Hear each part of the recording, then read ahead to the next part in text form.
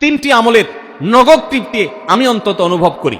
যে তিনটি আমলের তৃপ্তি, নগদ স্বাদ, অবর্ণনীয় ভালো লাগা কাজ করে, যে আমল নবীজি জীবনে কখনো ছাড়েন নাই, সেটা আপনি জীবনে একবার করেন নাই, এর চাইতে বড় হতভাগা উম্মত আর কি হতে পারে? রমজানের শেষ 10 দিন মসজিদে ইতিকাফ করা গুরুত্বপূর্ণ একটা পয়েন্ট। মসজিদে ইতিকাফ করা, খুব মনোযোগ দিয়ে শুনি। রাসূল করিম সাল্লাল্লাহু আলাইহি সাল্লাম রমজানের রোজা ফরজ হওয়ার পর থেকে নিয়ে তার মৃত্যু পর্যন্ত একটি বছরের জন্য রমজানের শেষ দশক মসজিদে ইতিকাফ করা ছাড়া ছিলেন না। একবার তিনি মসজিদে ইতিকাফে বসেছেন, কিন্তু ইমার্জেন্সি একটা কাজে মসজিদ থেকে তাকে বের হতে হয়েছে। এই জন্য তিনি পরের বছর 20 দিন ইতিকাফ করেছেন। 10 দিন হলো ওই বছরের, আর 10 দিন হলো আগের বছরের যে ইতিকাফ ভেঙে ফেলেছেন সেটার ইতিকাফের কাজা। তার মানে হলো নবীজির জীবনে কখনো ইতিকাফ এক বছর একটা রমজান মাসেও ছাড়েন নাই। এত গুরুত্বপূর্ণ আমল যে রমজানের এই আমলটা তিনি কখনোই ছাড়েন নাই। দুর্ভাগ্য আমাদের, এখানেও হয়তো বেশিরভাগ মুসলমান আমরা জীবনে একবারের জন্য রমজানের শেষ 10 দিন ইতিকাফ করি নাই। যে আমল নবীজি জীবনে কখনো ছাড়েন নাই, সেটা আপনি জীবনে একবারও করেন নাই, এর চাইতে বড় হতভাগা উম্মত আর কি হতে পারে? ভাই আমার,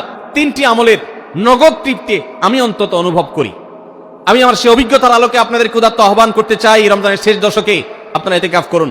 যে তিনটি আমলের তৃপ্তি, নগদ স্বাদ, অবর্ণনীয় ভালো লাগা কাজ করে, অন্তর্জগতে প্রশান্তিতে পরিপূর্ণ হয়ে যায়, সেই তিনটি ইবাদতের একটি হলো আরাফাতের ময়দানের দোয়া। এটার সাথে কোনো কিছুর কম্পেয়ার হয় না। অবর্ণনীয় তৃপ্তি লাগে আরাফাতের ময়দানে দোয়া করতে। দ্বিতীয় হলো সিজদায় গিয়ে চোখের পানি ফেলে আল্লাহর কাছে দোয়া করতে অসম্ভব ভালো লাগা কাজ করে, ভোর রাতে দোয়াতেও একই স্বাদ পাওয়া যায়। আর 3 নম্বর হলো রমজানের শেষ দশকের ইতিকাফ। ইতিকাফ যে একবার করেছে সে জীবনে বারবার করে, তাকে আর ফেরানো যায় না।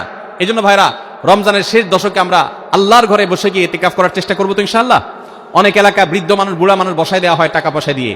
যে টাকা নিয়ে ইতিকাফ করে সেও গুনাহগার, আর যারা টাকা নিয়ে ইতিকাফে বসায় তারাও গুনাহগার, কারণ ইবাদত টাকা পয়সা দিয়ে চলবে না। রমজানের শেষ দশক মসজিদে ইতিকাফ করবো তো ইনশাআল্লাহ। আল্লাহ আমাদেরকে তৌফিক দান করুন। যুবক ভাইরা, একটাবার বসে দেখেন, অসম্ভব ভালো লাগা কাজ করে, মনে হয় যে আল্লাহর মেহমান আমি, এই ফিলটা হয়। কারণ আল্লাহর ঘরে এসে বসে আছেন আপনি। আপনি কারোর কাছে কোনো কিছু চেয়েছেন, চাইতে চাইতে একটা পর্যায়ে তার পাও জড়িয়ে বসে গেলেন, একদম বসে গেলেন, তার ঘরের সামনে বসে পড়লেন। ইতিকাফটা অনেকটা এরকম।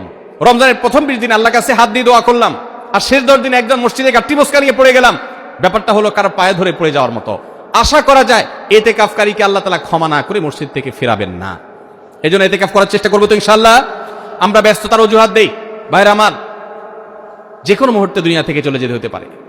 এই জন্য এই রমজানে প্ল্যান করেন, যত ব্যস্ত হন না কেন। আমি তো আমার সমস্ত ব্যস্ততাকে এক পাশে ঠেলে রেখে, আল্লাহ আমাকে যখন থেকে তৌফিক দিয়েছেন রমজানের শেষ দশকে ইতিকাফ ছাড়া বাইরে থাকবো, এটা চিন্তাও করি না।